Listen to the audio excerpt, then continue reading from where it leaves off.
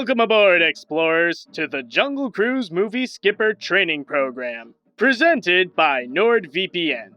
This video will be teaching you all about how to become a genuine and professional movie skipper, specifically for the 2021 Disney adventure film, Jungle Cruise. So if there ever is someone who needs assistance to traverse through those jungles, you'll be the one they need to guide them on the right path. But you can't just jump on the boat and immediately think you're a skipper. You need a bit of a history lesson to give you some important context on what all this is about. As you probably know, the movie is based on the classic Disneyland attraction of the same name. Partly inspired by the 1951 film The African Queen, the Jungle Cruise takes guests on a river expedition, and their tour guide pretends they are a comedian, as they navigate through a combination of jungle rivers from all around the world. People often ask me, Skipper Alexei, how did you get your job at the world-famous Jungle Cruise? Well, I'll tell you, it's pretty plain to see. I took a crash course. See, landing the job was a bit tough, but my career never took off, so that's the tail end of that story. Ever since it opened at the same time as the Disneyland park back in 1955, the ride has often been recognized as the signature Adventureland attraction, where it can be found in 4 of the 6 Disney parks. And because of that, even when going through several updates over the years, including extra gags by Disney legend Mark Davis, and a refurbishment done around the same time as the movie's release that included a bigger storyline and actual characters, the Jungle Cruise is still regarded as one of the most iconic original Disney attractions alongside It's a Small World, Pirates of the Caribbean, and The Haunted Mansion. Now, when it comes to this movie, it's actually been quite a while that Disney wanted to take this boat ride and put it on the big screen. Not long after the major success of Pirates of the Caribbean, Curse of the Black Pearl, Disney tried for many years to make the same magic they did with the pirates onto their cruise. Many attempts were made, including a version starring Woody and Buzz, but they all sank. It wasn't until in 2015 when they wanted to try again, but this time starring The Rock himself, Dwayne Johnson. It wasn't easy, but they used the perfect strategy to persuade him to help them out on finally making that Jungle Cruise movie. Hello? Not a good time. My brother and I are looking for passage upriver. Please go away. I have a lot of money. Now, before you can cruise into the feature itself, you need to equip yourself with some protection to make sure you can come back alive. They say that the internet is the digital jungle, and like the real jungle, there are dangerous predators out there who are ready to attack you at any moment. That's why you're going to need a VPN to ensure that those predators cannot harm you in any way. And what better weapon to have at your disposal than the biggest name in the VPN business, Nordvpn. And there is a good reason why they're so popular. It's because they are also the most acclaimed VPN and praised by many of the most recognized tech experts. With over 5,500 servers in 60 countries, including China, and with a double data encryption, your identity is so secure and well hidden that not even The Rock himself would be able to uncover your secrets or even know who you are. Not even while you're traveling, since you are allowed to connect up to 6 devices. This will also allow you to unlock new doors you could never open before on websites and streamers like Netflix, and the confidence that no one will ever know about your personal information or whatever you may have in your devices, like passwords, credit cards, the secret stash of Lady Dimitrescu. What the? How did that get in there? Kowalski! Oh, sorry, Skipper. You didn't see anything. And I know you haven't, because I'm well protected with NordVPN.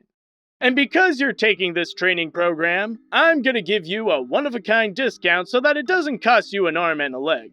If you use the code ANIMAT in the link in the description, what you'll have to pay for a 2-year plan will be dropped by 73%. And you'll get a nice little bonus of 4 extra months for free. That's 28 months for having the greatest shield for your devices for only $3.18 a month. And if you still feel as suspicious as an Among Us player, there's always a 30-day money-back guarantee to give you time to test its abilities. So, now that you're well equipped to become a real movie skipper, there's only one more essential thing to do. Actually, watch the movie. You have to explore the jungle first to know what you'll be talking about, right? Now, it is important to note that one's experience with the movie may be different from how other skippers will experience it. But that's perfectly okay. Each skipper will have their own unique way of navigating through the movie to the guests and pointing out to them some of the more interesting aspects. However, as much as you can be your own skipper, you gotta learn the proper techniques. So, to give you a demonstration, we recorded one of our experienced skippers, Animat, during his guided tour of the Jungle Cruise movie. Again, you don't have to do it exactly like him. This is just to show you how it's done.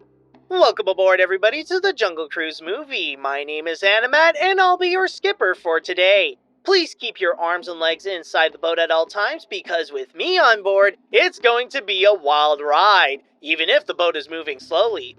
Now, the first thing you'll notice if you look over there is the movie's dynamic duo, Emily Blunt and Dwayne Johnson, playing the leads as Dr. Lily Houghton and Frank Wolf, respectively. Of course, some would make the joke that this is a jungle adventure with Mary Poppins and Maui, but I'd hesitate to use it because that's actually not inaccurate. With Johnson, he's playing his usual charismatic self that he usually does in these type of family-friendly adventure films, so what you might think he'll act and he'll be in this picture is what will most likely happen. As for Blunt, since this movie takes place in the early 20th century, she breaks the rules of how women should be at the time by being a progressive adventurer, acting more independent, cares about the treatment of animals, and is often referred to as pants because, again, she's a woman breaking the rules by casually wearing pants in public. Honestly, with her attitude, it's starting to feel like this strong female archetype in Disney films is getting repetitive. Now, don't get me wrong, I'm not one of those insecure and lonely neckbeards who blame all the world's problems on feminism with an unhealthy hatred for, like, The Last Jedi or Captain Marvel or whatever. In fact, I welcome movies that want to include a feminist tone and deliver girl power. It's not the feminism that is the problem, it's that when Disney presents these strong feminist characters for their live-action films, they show the same one every single time. And Lily here is no different. Maybe it's because I've seen a lot of these Disney movies, but I feel like it's becoming a tiresome pattern due to the company continuously hiring writers who don't fully understand the subject of feminism. That or they just save all their good feminist characters for their bigger franchises and animated films. But taking the cynicism aside, I will give these two credit that they are both great actors, and they do have a charm where their brother-sister-like bantering makes good chemistry to have the adventure be fun along the way. So you'll see throughout the tour that there is a little theme of poor writing, but the execution does try to make it better than it sounds. I believe that the legend is real. Which it's not. And I'm gonna find it. Which you want. And when I do, just imagine the lives that could be saved. But of course, those two aren't the only people in the jungle, because along with them is Jack Whitehall as Lily's brother, McGregor, who is the C-3PO-style reactionary comic relief who delivers humor that sinks more than this boat. Seriously, you know when the comedy is bad when the better jokes of the film are the skipper's puns. Also, McGregor is part of the exclusive club of Disney's first openly gay characters, but this time, his orientation does play a bigger role than the others in order to give him some reasonable backstory. His gayness is not a major factor of his character, but I do applaud this for giving it some actual use other than marketing. As for the others, well, not a whole lot to say, really. You got Paul Giamatti being Frank's angry boss that is owed money, and Jesse Plemons as the main villain, Prince Joachim. It's the World War I era, so it's expected to have some crazy evil German trying to take over the world. So, anyone who isn't in the leading parts, they usually get stuck with the tropes you normally find in cartoons. I suggest holding on to the railings for this part of the tour, passengers, because we're about to get into the action. And since this is a big budget summer blockbuster, you can bet that this adventure will feature a lot of exciting moments. And you thought the Jungle Cruise was an easygoing ride. If anything, the action is what makes the movie the most worthwhile. If this is all about seeing our heroes defy the dangers of the jungle while fighting against evil Germans and supernatural conquistadors, then the Jungle Cruise movie serves its purpose. In a way, these moments succeed the most in feeling like a throwback to those good old jungle films, and they are fun in the way that they get intense as they avoid death and try to be one step closer to solving the mystery of the Tears of the Moon. It takes advantage of the movie's creativity to get audiences engaged to see all the different ways the leads get themselves out of peril.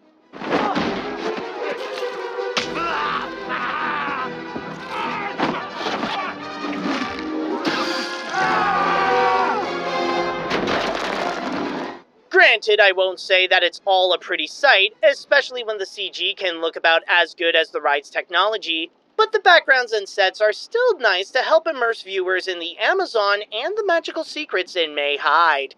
Now I know what you're asking, Anna Matt, if this movie is based on the Jungle Cruise, then where are the Jungle Cruise moments? Well, don't worry, theme park fans, because the movie does pay homage to the classic attraction. But there is a catch, though. Yes, the film makes little references to the ride, but they are only just that, little references. Rarely does it even have a point to either the narrative or the world building. You get a few name drops here and there to have that link, but the most you'd find where it's like they're adapting the ride is when we're first introduced to Frank when he gives a Jungle Cruise tour to the guests. And yes, we even get a special cameo from... Ladies and gentlemen, the moment you've all been waiting for. The backside of water. It's the eighth wonder of the world. Oh, and I forgot to mention about the biggest connection to this and the ride. Better beware, passengers, because if there's one thing that it has a lot of more than snakes, piranhas, and waterfalls, it's puns. And Dwayne Johnson here has more puns than he has muscle. So you'd either love or hate to hear what The Rock is cooking. But this isn't just an homage to the classic ride, because there is a part of that is also a satire. As much as it shows love to the old ride, it is not afraid to make fun of some of its shortcomings, including the very dated technology, the awfulness of the puns, and even point out how the racist imagery of the natives was quite stupid. To my surprise, Trader Sam has a bigger role than I expected, where she leads a tribe, and yes, she is a she here, that flats out tells Frank, "Bruh, we need to cut out this ooga booga crap, you're not paying us enough for that." Ah, but I can see the confused look in your eyes, especially you, Melanie. You're probably thinking, this doesn't feel like the Jungle Cruise. And you do have a point, because if it did, we would have seen Johnson, Blunt, and Whitehall climb up a pole to avoid an angry rhino. We get this a lot, folks, because if there is a ride that the Jungle Cruise feels more like than the Jungle Cruise, it's Pirates of the Caribbean. And sadly, I have to say that this is this movie's biggest downfall. There's just so much of it that feels like it wants to be like the Pirates movies. And I'm not just referring to the style of adventure flick that it is. From the narrative of searching for a lost natural artifact, to the type of characters featured, to the world building and mythos that it established, it's kind of like this was originally meant to be a 6 Pirates of the Caribbean movie, but Disney chose to switch some elements to make it about the Jungle Cruise instead. Even Dwayne Johnson's character kind of feels like Jack Sparrow, especially when sharing a suspiciously similar backstory. But I won't tell you what it is, though. Spoilers, you know. Granted, some elements of the environment are actually pretty cool, and they do shine some of their own originality. This is especially the case over there with the Conquistadors, where they have their own legend of how they failed to get the Tears of the Moon and are turned into cursed soldiers with their own unique theme that's part of the Amazon, like the trees, swamp, bees, and snakes. But if it gets into the wrong hands, it could awaken a great evil. But even when some of the parts stand well on their own, there's just so much of the movie's genuineness that's stripped away and loses a lot of its value because its purpose feels less like being an adventurous film adaptation of the Jungle Cruise and more like an excuse for Disney to keep making more Pirates of the Caribbean movies without actually making more Pirates of the Caribbean movies. I know that there is a lot to take in from this movie alone. I mean, it does get confusing when hearing all the good and bad things about it simultaneously. And if I may put my take on this, as your skipper, I can imagine that how you might enjoy this will highly depend.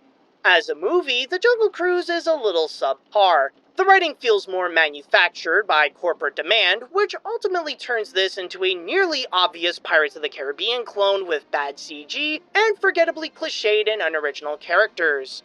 On the other hand, as a big-budgeted blockbuster, it can be a fun watch with a good supply of action, some interesting mythos to spice up the magic, and nice charisma from the actors, on top of a few little nods to the ride it's based on. This won't be the kind where you'll be rushing like a rhino to go see this, but if you just want to see a popcorn flick with some intense moments that can grab your attention and don't mind the familiar feeling of pirates, then this could be for you. And while I can't give any high praise to it, at best, that's all I could really call it. A jungle-themed popcorn flick that is a Disney alternative to the recent Jumanji movies. If I leave this off with a rating, I'd give it a 5 out of 10. You don't get something good with this, but you do get something fun. And with all that said, that should conclude our movie tour of the Jungle Cruise. If you enjoyed this tour, then remember my name is Animat. If you hated the tour, then remember my name is Corey Coleman. Thank you all so much for coming, have a magical day, and until next time, see you later, dudes. Handled it like a real champ. And as for you, well, I can happily say congratulations. You are now an official movie skipper.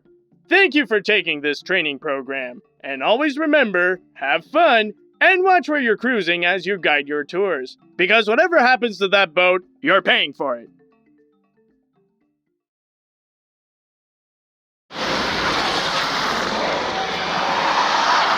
It's impossible.